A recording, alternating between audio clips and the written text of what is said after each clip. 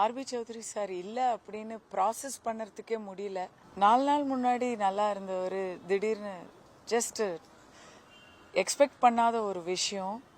எப்படி ஜீவாவுக்கும் ரமேஷுக்கும் எப்படி ஆறுதல் சொல்கிறதுன்னு கூட வார்த்தை வரல.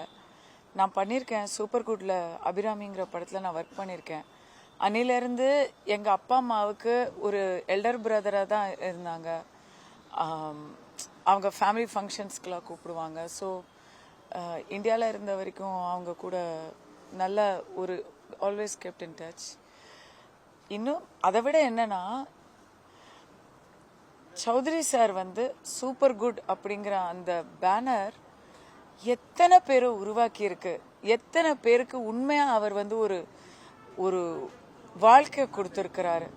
டாப் டைரக்டர்ஸ், டாப் ஸ்டார்ஸ் எல்லாருமே, சினிமாவில் எல்லாருமே சூப்பர் குட்டுங்கிற அந்த ஒரு கருவறை வழியாக தான் வெளியே வந்திருப்பாங்க. எல்லாருக்குமே அவர் தான் வாழ்க்கை கொடுத்துருப்பாரு. Maximum 90% Tamil industry Choudhary sir கொடுத்த ஒரு கிஃப்ட் தான். அவர் இல்லைங்கிறது ஈடு செய்ய முடியாத இழப்பு.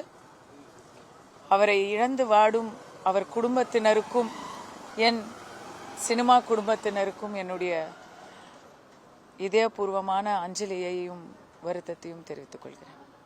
ஓம் சாந்தி.